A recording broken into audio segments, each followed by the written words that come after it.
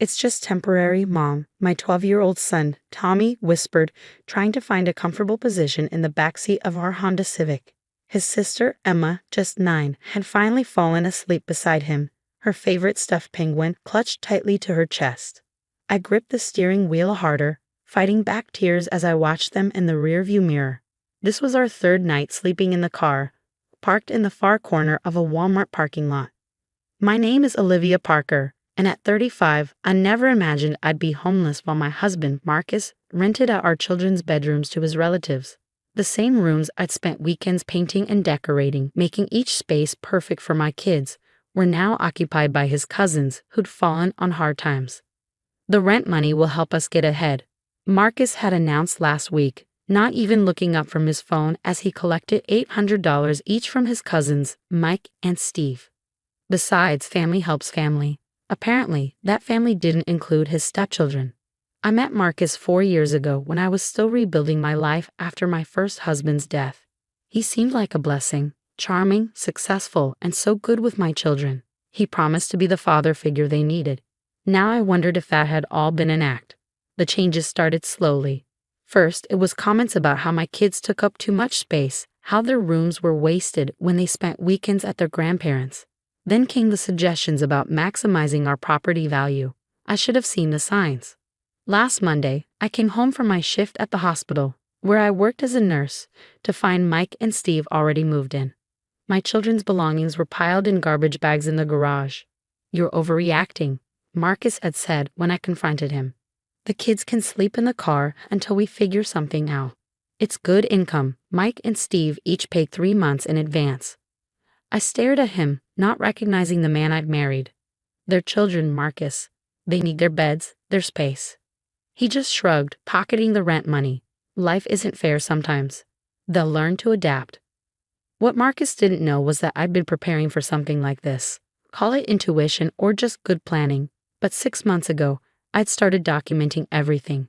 Every bank statement, every questionable transaction, every time he borrowed money from my account without asking. I kept it all in a locked folder on my work computer.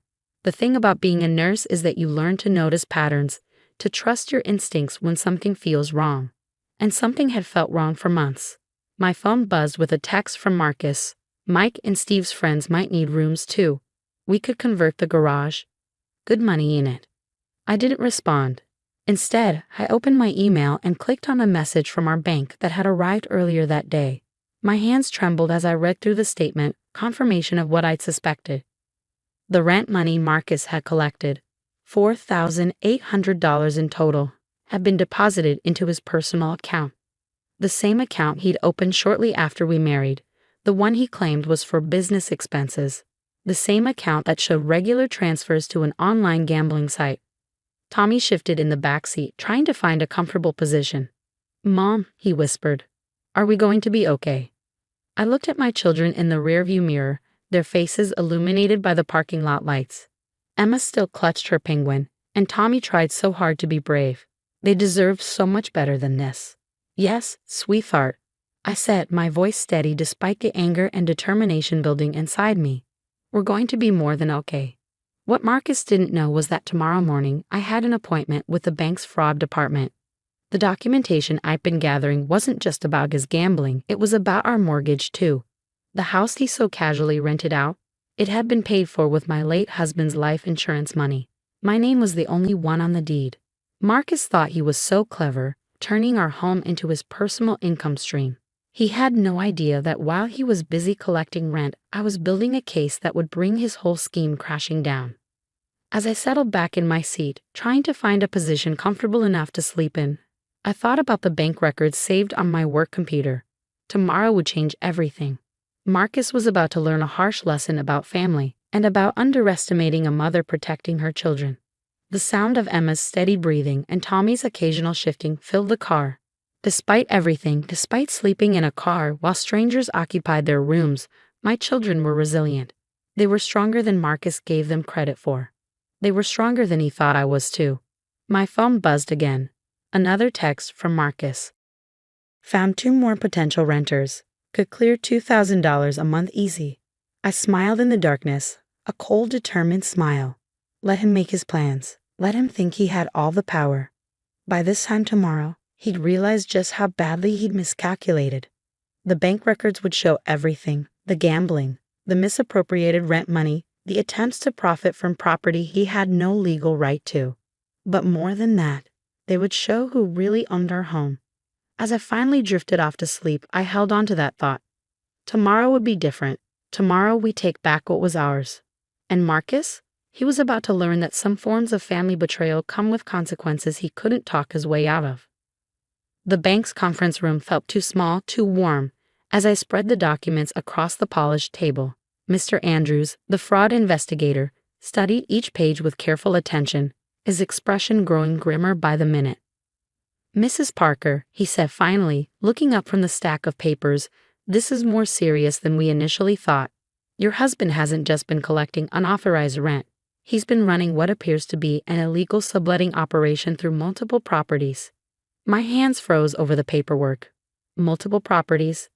Mr. Andrews pulled up several documents on his tablet. According to these records, he's been collecting rent from at least 3 other houses in the area. Houses that, as far as we can tell, he has no legal right to. The revelation hit me like a physical blow. 3 other houses, while my children slept in a car. "There's more," Mr. Andrews continued, his voice gentle but firm. "The gambling transactions we've traced, they're not just random bets. He's been using the rental income to fund a systematic gambling operation, trying to cover his losses with new rental payments." I thought about the text messages Marcus had sent. His eagerness to find more renters. It wasn't just greed, he was desperate, trying to keep his scheme afloat. My phone buzzed. Another message from Marcus. "Found 3 more renters, moving them in tonight. Don't come home, no space anyway. Can you show me the transactions from the past month?" I asked Mr. Andrews, my voice steady despite the rage building inside me. He pulled up the records, and there it was, nearly $15,000 in rental income, all funneled directly into online gambling sites. Money collected from people desperate for housing, including his own relatives, all gambled away while my children slept in a car. "We're prepared to take action immediately," Mr. Andrews said. "Given the evidence you've provided and our own investigation, we can freeze his accounts and—" The conference room door burst open. Marcus stood there, his face red with fury. "What the hell do you think you're doing?" he demanded. I stood up slowly, gathering my strength. "How did you find me?" He waved his phone. "Tracked your location. Thought you might try something stupid. These are private financial matters. Family matters." "Family matters," I repeated, my voice cold. "Like making your stepchildren homeless? Like gambling away rent money from properties you don't own?" His face paled slightly, but he recovered quickly. "You don't understand business. I'm building something here. Those kids were taking up valuable rental space. Those kids," I cut him off, "are sleeping in a car while you run a scam operation. Did your cousins know you were gambling away their rent money? Did any of your tenants know you had no right to those properties?" Mr. Andrews stood up. "Mr. Parker, I suggest you leave. We're in the middle of a formal fraud investigation." Marcus's smugness faltered. "Investigation? Olivia, what did you do?" "What you forced me to do," I replied, pulling out my phone. I played the recording I'd made last week, Marcus bragging to his friend about his rental scheme, about how he'd forged documents to lease properties he didn't own. "You recorded me?" His voice rose. "Your own husband? A husband who made his wife and children homeless? Who's been running an illegal rental scheme?" "Yes, I recorded you, just like I documented everything else." Mr. Andrews stepped forward. "Mr. Parker, based on the evidence we've gathered, your accounts will be frozen effective immediately. The police have been notified about the property fraud." Marcus lunged for the documents on the table, but bank security was faster. They appeared at the door, summoned by Mr. Andrews' silent alarm. "This isn't over," Marcus snarled as they escorted him out. "You have no idea what you're doing, Olivia. No idea at all." But I did know. I knew exactly what I was doing. After Marcus was gone, Mr. Andrews helped me complete the paperwork to secure my accounts and protect my assets. "We'll have your house cleared of unauthorized tenants by this evening," he'd assured me. "The police will handle the evictions." I thought about Mike and Steve, Marcus's cousins. His relatives, they paid 3 months in advance. They were victims too. Mr. Andrews nodded. We'll make sure they're refunded. As for the other properties, the authorities will be contacting the rightful owners. As I walked out of the bank, my phone buzzed with texts from Marcus's family, angry messages about betrayal and loyalty. I blocked each number methodically. In the car, Tommy and Emma were waiting with my mother, who'd picked them up from school. "Is it true?" Tommy asked. "Can we go home?" I started the car, feeling lighter than I had in weeks. "Yes, sweetheart, we're going home." But Marcus's last words echoed in my mind. This isn't over. Knowing him, he had one last scheme, one last attempt to regain control. What I didn't know then was just how desperate he would become, or what lengths he would go to when his carefully constructed scam finally crumbled around him. Marcus's final move came 3 days after the bank meeting, just as we were settling back into our home. The police had cleared out all the unauthorized tenants, and my children were finally sleeping in their own beds again. I was in the kitchen making breakfast when my phone rang. It was the hospital's HR department. "Mrs. Parker, we've received some concerning emails about you accessing confidential patient records for personal gain. They appear to be from your husband." My hands gripped the counter. Of course, he was trying to destroy my career, my ability to provide for my children. "Those allegations are false," I said calmly, "and I can prove it."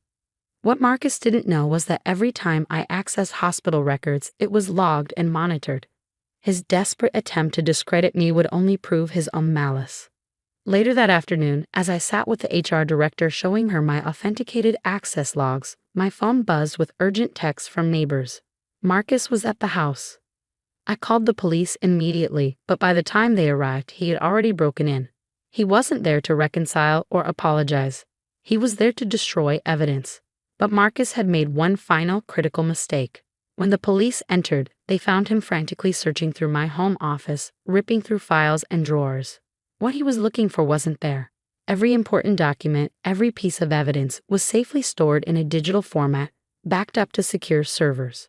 "You think you've won," he shouted as the officers handcuffed him. "I built this life. Everything you have is because of me." I stood in the doorway, watching the man I once trusted being led away. "No, Marcus. Everything I have is in spite of you." The charges piled up quickly: breaking and entering, attempted destruction of evidence, fraud, illegal subletting, and criminal harassment. His desperate attempts to silence me had only strengthened the case against him. 1 month later, I sat in another conference room, this time with the prosecutor handling Marcus's case. His gambling operation had been larger than anyone suspected, involving properties across 3 states. "He's agreed to a plea deal," the prosecutor explained. "In exchange for information about his other schemes, he'll serve 5 years. You'll be granted a full restraining order." I thought about the text I'd received from Marcus's cousin Mike earlier that week. "We had no idea what he was doing. I'm so sorry your kids went through that." The aftermath brought unexpected healing. Marcus's family, once they learned the full extent of his deception, reached out to apologize. Some had been victims themselves, losing thousands to his schemes. 6 months later, I stood in Tommy's room, watching him arrange his books on the shelves. Emma was in her room next door, singing as she played with her toys. The house felt like ours again, filled with the sounds of children instead of strangers. "Mom?" Tommy asked, pausing with a book in his hand. "Are you ever scared he'll come back?" I sat on his bed, patting the space next to me. When he joined me, I wrapped an arm around his shoulders. "No, sweetheart. He can't hurt us anymore. We're stronger than he ever knew." My phone buzzed, a message from a hospital. I'd been promoted to head nurse, my dedication and integrity during the investigation having impressed the administration. That evening, as I tucked Emma into bed, she hugged her penguin tight. "Mom, I like that it's just us now." "Me too, baby," I whispered, kissing her forehead. "Me too." The house was quiet now, peaceful. In the living room, I looked at the family photos I'd recently rehung, pictures of just me and my children, our true family. Marcus had tried to take everything from us. But in the end, he'd only made us stronger. The bank statement on my coffee table showed our new reality: my salary, my savings, my home. Everything in my name, everything earned honestly. No schemes, no deceptions, no desperate grabs for quick money. Marcus's last letter from prison lay unopened in my desk drawer. Whatever justifications or manipulations it contained, it didn't matter anymore. We had moved on, building a life without his shadow hanging over us. Sometimes the biggest betrayals lead to the strongest recoveries. My children and I were living proof of that.